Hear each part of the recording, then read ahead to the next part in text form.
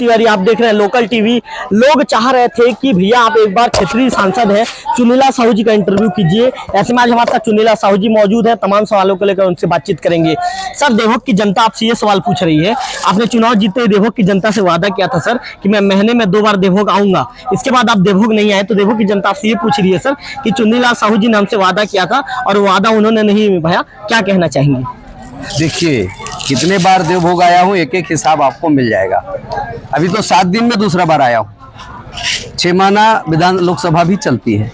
जैसे लोकसभा समाप्त होती है तुरंत हम लोग देवभोग आते हैं। कई ऐसे परिस्थिति निर्मित हुआ कि बीच में जो कोरोना काल में खास करके बरसात के दिनों में थोड़ा सा समस्या हुआ था, बाकी हमेशा मैं देवभोग आते रहा हूँ। मैं जितना प्रवास किया हूँ शायद किसी सांसद ने प्रवास देवभोग का नहीं किया होगा।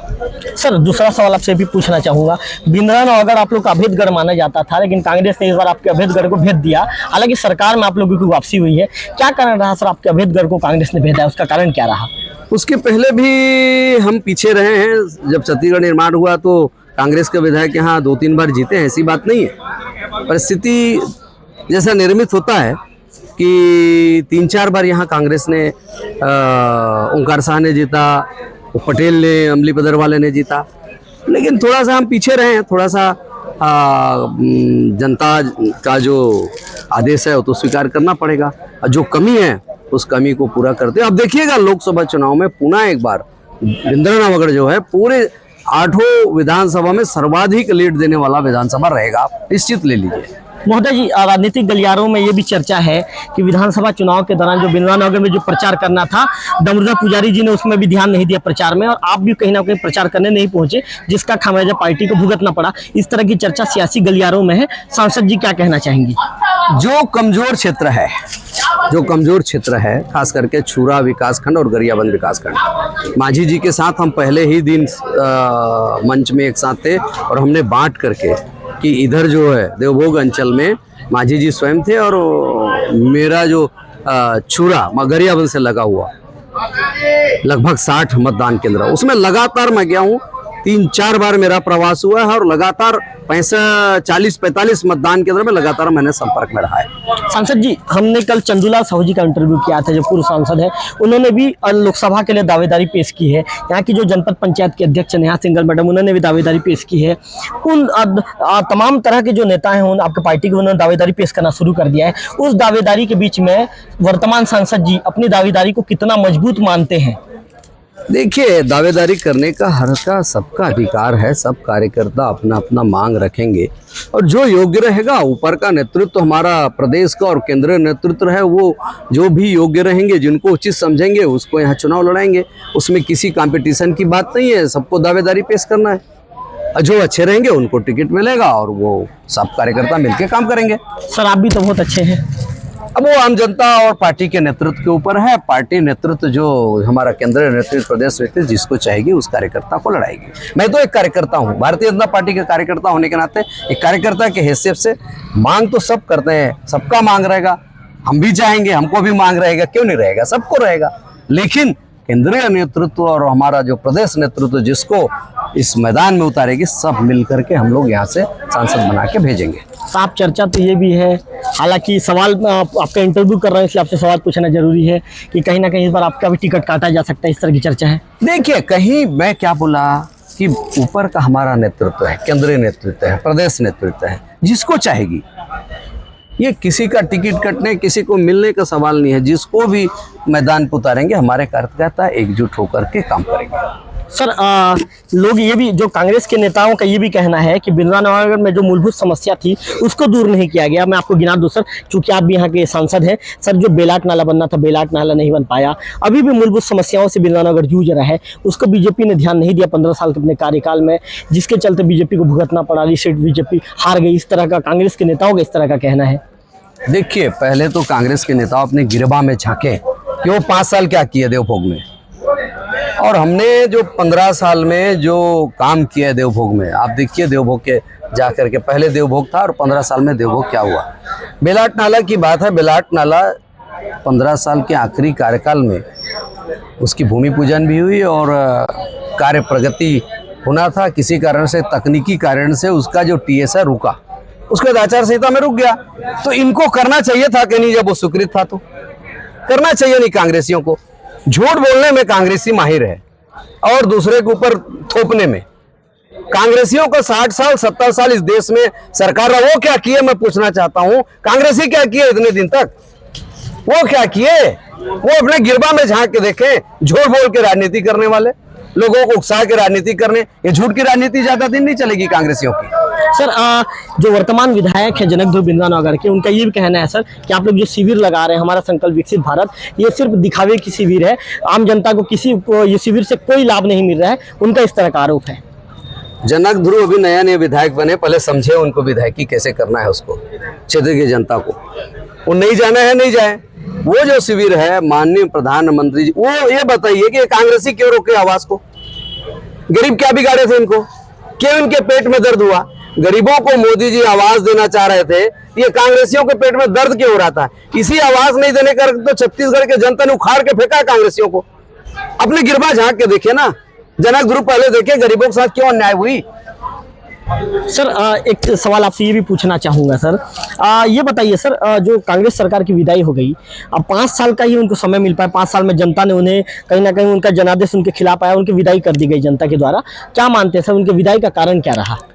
कांग्रेसियों का घमंड, अहंकार, इनका अहंकार, घमंड, भ्रष्टाचार। जिस प्रकार से भ्रष्टाचार किए, किसमें भ्रष्टाचार नहीं किए?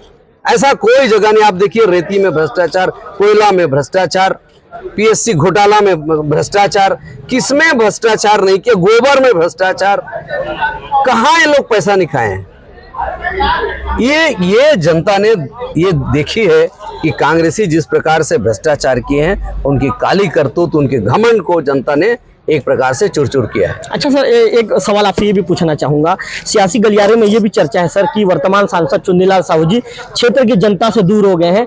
आज मतलब ये कह सकते हैं कि लोगों, ये सियासी गलियारे की चर्चा बता रहा हूँ सर, ये कहा जा रहा है कि जनता त्रस्त लेकिन सांसद जी मस्त, इस तरह की बातें कही जा रही है। सांसद चुन्नीलाल साहू जी क्या कहना चाहेंगे? कोई कहीं पर बातें नहीं, आप लोग को बनाया हुआ बात है ये। आप लोग बना के बात बहुत अच्छा से कर लेते हैं। 4 बार आया हूँ अभी 1 महीना में, आपको भी मालूम है। सांसद जी आपको भी नहीं, आपको भी मालूम है, लेकिन ऐसे बातें नहीं करनी चाहिए आप लोगों को, बना बुनी की बात। अरे थोड़ा सा मीडिया में बैठ रहते हैं, मीडिया जैसे बात कीजिए। 1 2 4 लोग रहते हैं ना कांग्रेसी लोग, उनकी भाषा मत बात कीजिए ना आप। सांसद जी मैं उनके भाषा बात कर रहे हैं आप जी, उन्हीं की भाषा बात कर रहे हैं आप। पूरी कार्यकर्ता जानते हैं कितने बार मैं आता हूँ, कितने बार जाता हूँ। 28 तारीख को आया, फिर अभी सौभाग्य होना, जहाँ कोई नहीं जाता वहां मैं गया। आपके देवभोग छोटी सी जगह है क्या सर? आपकी दौरे खबर नहीं पढ़ते रहता हूँ सर। देवभोग छोटी सी जगह है क्या? अब बताइए कितना किलोमीटर लंबा है? अब मैं रसेला क्षेत्र में जाऊंगा तो देवभोग को पता चलेगा क्या? नहीं चलेगा। आपकी दौरे खबर नहीं पढ़ते रहता हूँ सर। लगातार देवभोग में जितना आया हूँ, कोई सांसद उतना नहीं आया है जी, मैं बोल रहा हूँ। और जो कांग्रेसियों की भाषा जो आप बात कर रहे हो ना, उनकी भाषा नहीं बोलनी सर। मैं निष्पक्ष पत्रकारिता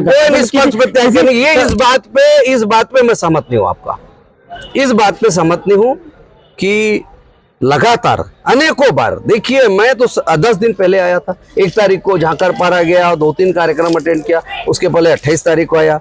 चुनाव के समय जो हमारी रणनीति बनती है कि कौन किधर देखिए, जिम्मेदारी बनती है, किधर जिम्मेदारी। हमारी जिम्मेदारी छुरा और जो गरियाबंद का जो वास्तव में बीजेपी पीछे रहती है। आपको भी मालूम है कि उधर बीजेपी हम कमजोर हैं। जी जी बिल्कुल, कमजोर क्षेत्र को मुझे दिया गया था और इस बार अच्छा प्रदर्शन हुआ। सांसद जी चलिए, आपने तो मेरे ऊपर आरोप लगा ही दिया है कि कहीं ना कहीं मैं कांग्रेसियों की भाषा बोलता हूं। सांसद जी एक सवाल आपसे पूछना जरूरी है, पूछूंगा भी। सांसद जी, विपक्ष हमेशा ये आरोप लगाती है कि भगवान राम के नाम पे आप लोग राजनीति करते हैं, उसको लेकर सांसद जी क्या कहना चाहेंगे? राम करोड़ों हिंदू और देशवासियों के आराध्य देव है और हम भारतीय जनता पार्टी कभी राम के नाम पे राजनीति नहीं करती। ये राजनीति कांग्रेस करती है। क्यों कोर्ट में जाके कहती है कि भगवान राम काल्पनिक है? क्यों ये अभी क्यों ठुकरा दिए भाई आमंत्रण को? उनको पूछिए ना, उनको भी तो अधिकार है ना। भगवान राम उनके नहीं है क्या? वो राम के नहीं है क्या? कांग्रेस बोल दे कि राम हमारे नहीं है, हम राम के नहीं है, बस फिर बाकी बात हो जाएगा। सर कांग्रेस का ये कहना है कि हालांकि विधानसभा चुनाव में हमारा प्रदर्शन सही ठीक नहीं रहा, लेकिन लोकसभा में हमारा प्रदर्शन बेहतर रहेगा और हम लगभग 11 में से अच्छा काम करेंगे, अच्छा परफॉर्मेंस करेंगे और ज्यादा से ज्यादा सीटें जीतेंगे, ऐसा कांग्रेस का दावा है। वर्तमान सांसद महोदय क्या सोचते हैं इस पर? कांग्रेस जो है इस बार ऐसे बुरी तरह हारेगी कि वो उसको याद नहीं आएगा। वो जमानत के लिए लड़ेंगे, कांग्रेस इस बार जमानत बचाने के लिए लड़ेंगे। बता देना, आपके माध्यम से बोल रहा हूँ, कांग्रेस छत्तीसगढ़ में जमानत बचाने के लिए लड़ेगी। सर आपके इंटरव्यू को देख लेंगे सर, सब लोग देख लेंगे, मुझे बताना नहीं पड़ेगा सर। हाँ, सब देख लेंगे। बिल्कुल बता रहा हूँ, इसलिए तो आपके माध्यम मतलब कहने के बाद आपके चैनल के माध्यम से बोल रहा हूं जी बिल्कुल कि वो जमानत के लिए लड़ेगी कांग्रेस। सर कितनी सीटें जीतने हैं सर? पूरे देश में अब की बार 400 पार का नारा है, 400 पार होगी। और आप देखिएगा कि भारतीय जनता पार्टी सर्वाधिक सीट लेकर के पुनः मोदी जी के नेतृत्व में तीसरी बार मोदी जी प्रधानमंत्री बनेंगे। सर एक अंतिम सवाल, क्या माना जाए, क्या इस बार चुनीलाल साहू जी बीजेपी प्रत्याशी के रूप में उन्हीं का चेहरा दिखेगा फिर से? कमल फूल है, वो हमारा प्रत्याशी होगा। जो हमारा केंद्रीय नेतृत्व जो बोलेगा वही हमारा प्रत्याशी होगा। चुनीलाल एक छोटा सा कार्यकर्ता है, भारतीय जनता पार्टी कार्यकर्ता है और कार्यकर्ता के रूप में काम करता है। इसमें कौन होगा ये प्रश्न ही नहीं है। हमारा नेता नरेंद्र मोदी है, हमारा निशान कमल छाप है। तो ये थे वर्तमान सांसद चुनीलाल साहू जी। हालांकि साहू जी थोड़ा सा कहीं ना कहीं हमारे सवालों को लेकर थोड़ा सा उग्र भी बीच में होते नजर आए, आपने उन्हें देखा, लेकिन साहू जी ने एक बड़े ही संयमित तरीके से उन्हें जवाब दिया। उनका कहना है कि इस बार मोदी है तो मुमकिन है इस तरह की मतलब जनता भरोसा, मोदी की गारंटी पर जनता फिर से मुहर लगाएगी और इस बार लोकसभा में फिर से जो पूर्ण बहुमत के साथ बीजेपी की सरकार बनने जा रही है, ऐसा वर्तमान सांसद चुनीलाल साहू जी का दावा है। कैमरा पर्सन विक्की के साथ रविकांत तिवारी, लोकल टीवी, देवभोग।